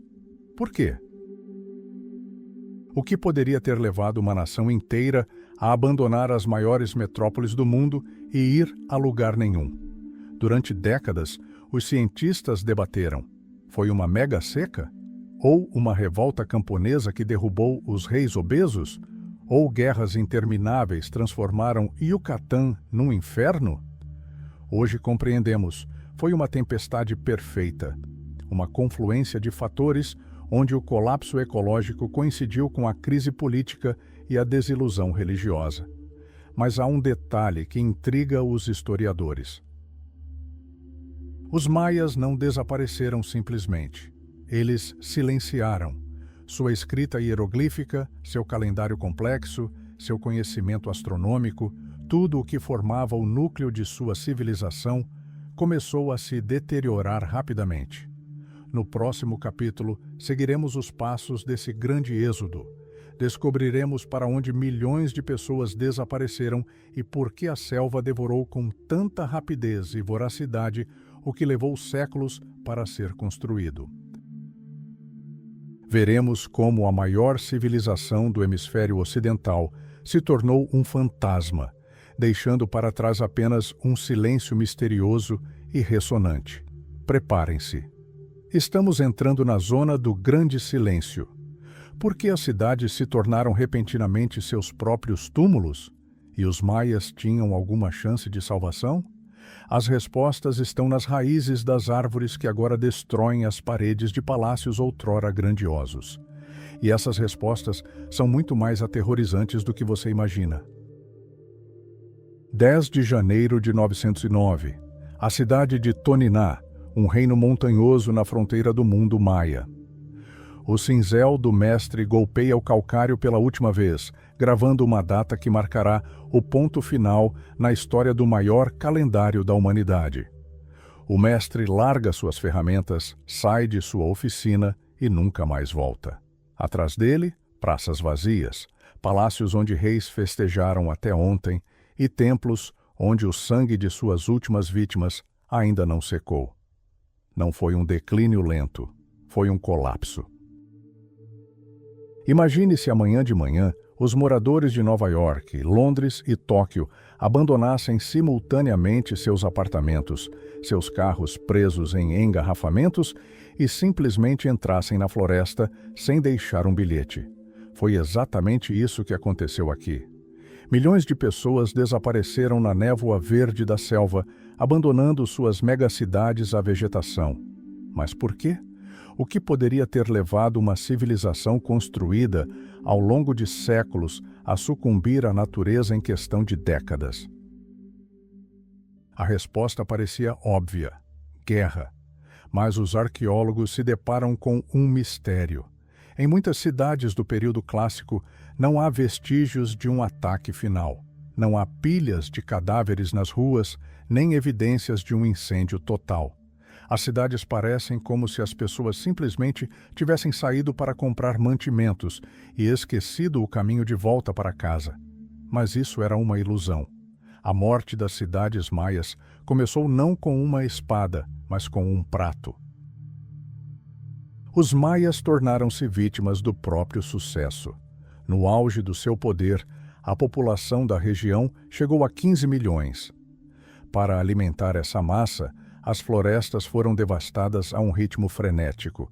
Cada pirâmide que vemos hoje exigiu a queima de milhares de toneladas de madeira apenas para produzir a cal para o seu revestimento.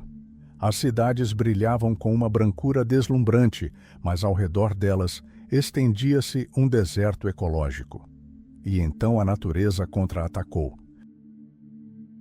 Estudos de estalagmites em cavernas revelaram que, no século IX, uma série de secas catastróficas atingiu as terras maias. Mas a seca não era simplesmente a falta de chuva. Para os maias, ela representava um colapso da própria estrutura da realidade. Lembram-se de quem eram seus reis? Kuhul-Ajau, senhores divinos. Seu único dever, seu pacto com o povo, era manter a comunicação com os deuses da água e do trigo. Quando o céu se tornou cor de cobre e a terra, osso, esse contrato foi anulado. O rei Jaguar, com suas penas de Quetzal, não parecia mais poderoso, parecia uma fraude. Mas o mais terrível aconteceu por trás das portas fechadas do palácio. Em vez de se unirem diante da fome, as elites mergulharam na loucura. O calendário maia, seu orgulho e sua maldição, ditava que o tempo era cíclico.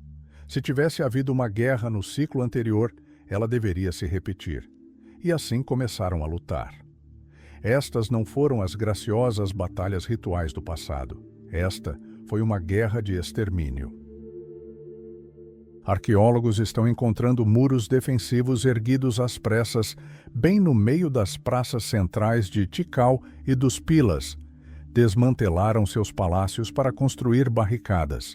Os vizinhos de ontem tornaram-se inimigos declarados.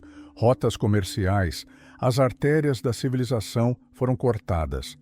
O fornecimento de sal, obsidiana e principalmente a confiança no futuro cessou. Mas havia outra razão, mais sinistra. O segredo estava na água. Os maias construíram reservatórios gigantescos, chamados xultuns. Durante a estação chuvosa, eles armazenavam água suficiente para abastecer a cidade por meses. Mas, durante a seca, a água parada se transformava em uma sopa tóxica. A chuva lavava a tinta das pirâmides, que continha cinábrio, sulfeto de mercúrio. A água dos reservatórios se tornava letal. As cidades-estado começaram literalmente a se envenenar. Imagine a situação difícil de um agricultor comum. Sua terra está morta. Sua água está contaminada, seu Deus-rei é impotente e seus guerreiros saqueiam suas reservas para travar intermináveis guerras estelares por prestígio. Só lhe resta uma escolha, e eles foram embora. Esse foi o grande silêncio. Não foi uma retirada organizada, foi o caos. Milhões de camponeses abandonaram suas terras e migraram para o norte e leste, em direção à costa, onde ainda havia umidade. Os que permaneceram se tornaram fantasmas. Vestígios de pessoas vivendo em palácios abandonados 100 anos após o colapso foram encontrados em Tikal. Eles acendiam fogueiras diretamente sobre os mosaicos do chão e preparavam refeições frugal nos salões onde outrora se decidira o destino de impérios. Não conseguiam decifrar os hieróglifos nas paredes. Para eles, essas inscrições eram sinais mágicos de gigantes do passado. A selva não perdeu tempo.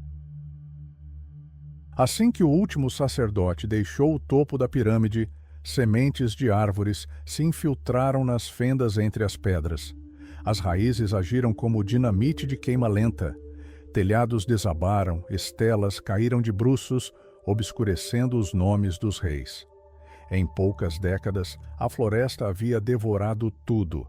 Cidades transformadas em túmulos. A história tornou-se mito. Por muito tempo, acreditamos que este era o fim.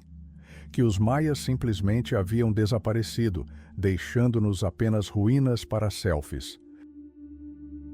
Criamos teorias sobre alienígenas, portais para outros mundos, ascensão mística. Olhávamos para esses esqueletos de pedra vazios e pensávamos que entendíamos a dimensão da tragédia, mas estávamos enganados. Vimos apenas a ponta do iceberg. Tudo o que você ouviu sobre o colapso maia até agora é uma pálida sombra da realidade. Por muito tempo, os arqueólogos estavam limitados ao que conseguiam escavar com facões. Víamos cidades isoladas como ilhas em um oceano verde. Pensávamos que não havia nada entre elas, mas o progresso nunca para. E o que os cientistas descobriram há poucos anos relegou os livros de história ao lixo. Descobrimos que não apenas subestimamos a dimensão do desastre, como também não tínhamos ideia de quão enorme era essa máquina antes de ela quebrar. O segredo não estava escondido no subsolo, mas bem acima de nossas cabeças. A tecnologia capaz de enxergar através da superfície da selva revelou algo aterrador. As cidades não estavam isoladas. Elas faziam parte de algo muito maior e mais assustador. Prepare-se. O que você está prestes a ver mudará para sempre sua compreensão do mundo antigo, porque o lidar acaba de revelar a América Central. E o que está por baixo é diferente de qualquer civilização que já conhecemos. Chegamos ao capítulo que mudou tudo. Capítulo 11. O lidar muda tudo. Novas descobertas que abalaram o mundo. Imagine uma equipe de arqueólogos que passou décadas abrindo caminho pelas densas selvas da Guatemala. Eles passaram anos mapeando um único templo, lutando contra a malária, cobras venenosas e vegetação impenetrável. Eles tinham certeza de que conheciam a escala. Pensavam que os maias Eram um conjunto disperso de cidades-estado isoladas, perdidas em um vasto oceano de natureza selvagem. Mas em 2018, um único voo reduziu esses livros didáticos a pó. Uma aeronave equipada com lidar sobrevoou a reserva da biosfera maia. Feixes de laser, atravessando a folhagem a uma taxa de 900 mil pulsos por segundo, realizaram o que os humanos não conseguiam fazer há 1000 anos. Eles vaporizaram a selva no modelo digital, e quando os pesquisadores olharam para a tela, ficaram sem fôlego. Onde antes existia uma floresta tropical deserta, surgiu uma mega-estrutura monstruosa e inacreditavelmente vasta. Não se tratavam de cidades isoladas, mas sim de uma rede contínua e pulsante de urbanização que se estendia por milhares de quilômetros quadrados. Mas esse foi apenas o começo do choque. O segredo escondido pelo lidar revelou-se muito mais sombrio do que apenas novas ruínas. Até agora, acreditávamos que cerca de 2 milhões de pessoas viviam nas terras baixas maias. Estávamos enganados, pelo menos 10 vezes mais. Novos dados mostram que 20 milhões viviam ali. Essa é a densidade populacional da China moderna ou da Europa Ocidental, comprimida em uma selva tropical. E então surgiu uma pergunta lógica: como? Como alimentar 20 milhões de pessoas em um solo que se esgota em poucos anos? A resposta apareceu nos mapas a laser como cicatrizes infinitas e geometricamente perfeitas na face da Terra. Não eram apenas campos. Eram sistemas titânicos de terraços e canais de irrigação. Os maias não apenas viviam na selva, eles remodelaram completamente e de forma agressiva a paisagem para atender às suas próprias necessidades. Cada metro quadrado de terra foi modificado. Eles criaram um Éden artificial, transformando pântanos em jardins férteis. Mas esse triunfo da engenharia teve um preço, e o preço foi sangrento. Ao analisar as imagens lidar, os historiadores perceberam algo assustador. As cidades não estavam apenas localizadas lado a lado, elas eram conectadas por gigantescas estradas elevadas, chamadas sacbes. Essas estradas brancas se estendiam por dezenas de quilômetros, retas como flechas. Antes, pensávamos que fossem rotas de peregrinação, mas a realidade se mostrou muito mais cruel. O lidar revelou enormes muralhas, fossos e estruturas defensivas ocultas, invisíveis do solo. Essas estradas eram artérias logísticas para o deslocamento ultra-rápido dos exércitos. O mito dos astrônomos maias, amantes da paz, foi completamente desfeito. O que vimos foi uma civilização em estado de guerra permanente e total. As cidades-estado não apenas comercializavam entre si, elas se estrangulavam em um impasse geopolítico. Cada terreno elevado foi transformado em fortaleza. Cada passagem era controlada. O que pensávamos serem assentamentos pacíficos revelaram-se zonas militarizadas. E aqui reside o principal mistério que o laser revelou.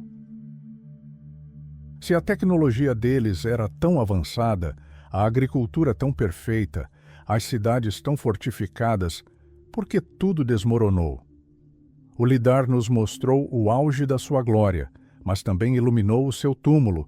Vimos que, no século IX, o impacto humano sobre a natureza havia se tornado crítico.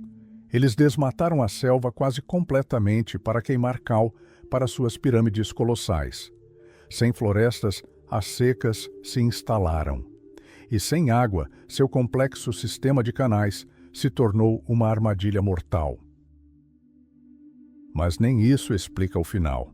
Imagens lidar revelaram um padrão estranho, centenas de estruturas inacabadas. Enormes muralhas defensivas que se desfazem abruptamente, pirâmides cujos revestimentos congelaram durante a construção. Não se tratava de uma deterioração gradual. Parecia que milhões de pessoas haviam, de repente, largado suas ferramentas e simplesmente ido embora. ou desaparecido. Imagine uma metrópole com centenas de milhares de habitantes, economia desenvolvida, ciência e forças armadas, transformada em uma cidade fantasma em questão de anos. O silêncio que se abateu sobre essa selva de concreto era ensurdecedor, o que poderia ter levado uma civilização inteira a abandonar sua grandeza. Teria sido uma catástrofe ecológica causada por sua própria ganância? Ou teriam percebido algo que ainda não compreendemos ao analisarmos seus calendários? Com o lidar, encontramos os vestígios físicos de suas cidades, mas ainda não encontramos suas almas. Vemos as pedras, vemos os fossos, vemos a dimensão de sua arrogância. Mas para onde foi o próprio povo? Afinal, eles não foram extintos. A genética nos diz que seus descendentes vivem entre nós. Mas eles nunca mais construíram pirâmides, nunca mais ergueram megacidades. Escolheram o esquecimento em vez da glória. Por quê? A resposta não está nos pulsos de laser, mas no que aconteceu naqueles últimos dias fatídicos, quando os grandes reis jaguar desceram de seus tronos e se retiraram para as sombras das árvores, deixando suas cidades para serem destruídas pelas raízes e pelo tempo. Estamos à beira de uma grande revelação, porque quando entendermos por que eles partiram, entenderemos algo muito importante sobre o nosso próprio futuro. No próximo e último capítulo, seguiremos os passos daqueles que sobreviveram.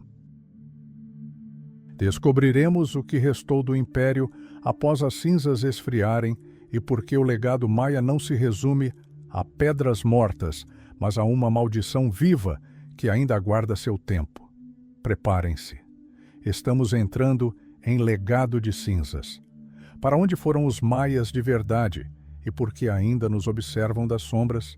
A cidade não morreu em silêncio. Ela sufocou. Imagine Tikal em 850 d.C. Ainda ontem, 60.000 pessoas fervilhavam por ali, mas hoje apenas um vento quente soprava pelas praças principais, carregando o cheiro de oferendas queimadas e em decomposição. Os reis jaguar, que prometeram chuva eterna, haviam fugido. Seus tronos foram destruídos e os hieróglifos em suas estelas, os mesmos que cantavam sobre seu sangue divino, foram metodicamente apagados pelas pedras de uma multidão enfurecida. Mas este não foi o fim da história. Foi o início da maior migração da história da humanidade, que por séculos chamamos erroneamente de o desaparecimento. Por muito tempo, acreditamos que os maias simplesmente desapareceram na névoa verde da selva. Os arqueólogos olhavam para as ruínas e viam um cemitério. Mas a verdade se revelou muito maior e mais assustadora. Os maias não desapareceram. Eles simplesmente perderam uma guerra contra a própria natureza, uma guerra que eles mesmos provocaram. O segredo de sua queda residia no próprio cerne de sua grandeza. A armadilha verde é assim que os ecologistas modernos chamam a selva da América Central. Para construir suas megacidades, os maias realizaram o impossível, transformaram pântanos em campos férteis e florestas tropicais em uma gigantesca máquina de captação de água. Mas essa máquina tinha seus limites. Cada nova pirâmide exigia milhares de toneladas de cal. Para queimar essa cal, eram necessárias florestas. Milhões de árvores eram transformadas em fumaça para que as paredes dos templos brilhassem com um branco deslumbrante. E quando as florestas desapareceram, as chuvas também cessaram. Mas se você pensa que eles ficaram ali sentados, esperando a morte, está enganado. Os dados LIDAR mais recentes, uma tecnologia de escaneamento a laser que permite enxergar através do solo e da folhagem, revolucionaram tudo o que sabíamos. Pensávamos que os maias viviam em cidades-estado dispersas. O LIDAR revelou a verdade.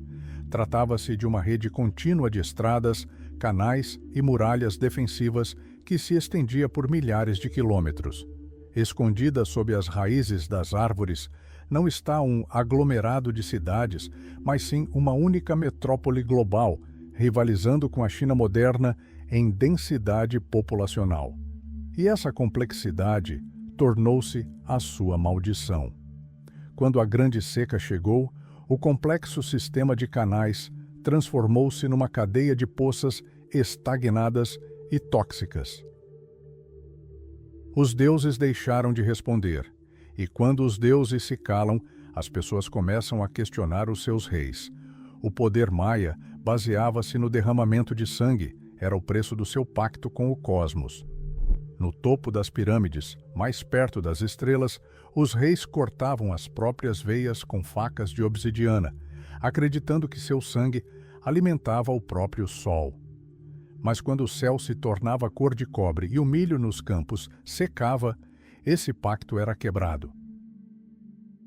Vemos vestígios dessa fúria por toda parte.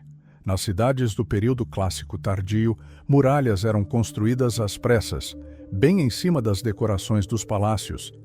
Eles não estavam apenas lutando contra seus vizinhos, estavam lutando pela sobrevivência. Mas aqui reside o maior mistério. Por que linguistas e decifradores de códigos não conseguiram decifrar seu código por anos? Porque os hieróglifos maias são mais do que simples letras, são seres vivos. Cada símbolo representa uma divindade, o tempo, o som e a ação, tudo ao mesmo tempo. Quando Yuri Knorozov, um cientista soviético, alcançou o impossível e decifrou esse código, o mundo estremeceu. Finalmente pudemos ler sua história não em pedras, mas em suas próprias palavras. E essas palavras não eram sobre o fim do mundo, eram sobre ciclos. Você já ouviu falar das máquinas do tempo, maias, seus calendários. Esqueça os mitos sobre 2012. Para os maias, o tempo não era uma linha reta que levava a um fim. Era uma roda vasta e infinita, onde os eventos passados estavam fadados a se repetir no futuro. Seu calendário era calculado com milhões de anos de antecedência, não porque fossem fatalistas, mas porque eram arquitetos da realidade. Eles acreditavam que, se você souber a data, poderá se preparar para uma catástrofe. Mas nem mesmo o conhecimento deles pôde impedir a guerra nas estrelas. Isso não é uma metáfora. Os maias travavam guerras de acordo com o calendário venusiano. Quando a estrela da manhã aparecia em um determinado ponto do céu, era o sinal para a aniquilação total. A data do genocídio era ditada pelos movimentos dos planetas. Para eles, a astronomia não era uma ciência, mas um mapa de navegação para a guerra. E quando os recursos começaram a escassear, essas guerras se transformaram em um banho de sangue que finalmente acabou com a civilização. Então, para onde eles foram? Milhões de pessoas não poderiam simplesmente desaparecer da noite para o dia. A verdade é que os maias executaram uma manobra monumental. O grande silêncio das cidades do sul não representou a morte de um povo, mas sim a capitulação à selva. Abandonaram suas prisões de pedra e recuaram para o norte, rumo a Yucatán. Lá construíram Chichén Itzá, uma cidade que se tornou a síntese de sua sabedoria e de uma nova fé, ainda mais brutal. Adaptaram-se, mudaram, sobreviveram. E aqui chegamos ao ponto mais importante. Por que dizemos que eles ainda estão entre nós? Observe um mapa dos atuais territórios da Guatemala, Belize e México. Hoje, existem mais de 7 milhões de pessoas que falam línguas maias no mundo. Elas não são descendentes de uma raça extinta, elas são maias. Elas ainda oram nas mesmas cavernas que seus ancestrais acreditavam ser a entrada para Xibalba, um mundo subterrâneo de temor. Elas ainda plantam milho de acordo com os ciclos registrados em códices há milhares de anos. O legado das cinzas é mais do que apenas ruínas cobertas de trepadeiras. É um aviso. Os maias nos mostraram o que acontece quando a superioridade tecnológica e a ambição colidem com a realidade ecológica. Eles construíram uma civilização que via as estrelas, mas se esquecia do chão sob seus pés. Quando os conquistadores espanhóis queimaram suas bibliotecas, pensaram que estavam apagando conhecimentos diabólicos, mas estavam apenas destruindo manuais de sobrevivência. Hoje, quando olhamos para imagens LIDAR, vemos mais do que apenas alicerces antigos. Vemos o fantasma do nosso próprio futuro. As cidades maias são um espelho, refletindo o fim de qualquer império que se considerasse mais forte que a natureza. Estamos no topo de uma pirâmide que nós mesmos construímos. E enquanto contemplamos o céu, a selva do tempo já começa lentamente a envolver nossas próprias cidades. Os maias não desapareceram, eles simplesmente aguardam que completemos nosso ciclo para que possam mais uma vez ocupar seu lugar na roda infinita do tempo. E se você ouvir o ruído da selva, entenderá. Eles não nos observam da escuridão com ódio, observam com compreensão. Porque sabem o que nós apenas começamos a entender: nenhuma muralha permanece para sempre. Nenhum rei pode enganar o sol para sempre, e quando as cinzas esfriarem, apenas a terra permanecerá, e aqueles que souberem falar com ela. O ciclo está chegando ao fim. Mas estamos preparados para o que nos aguarda na próxima volta da roda? Os maias nos deixaram a resposta, escrita em pedra e sangue. Só precisamos aprender a lê-la.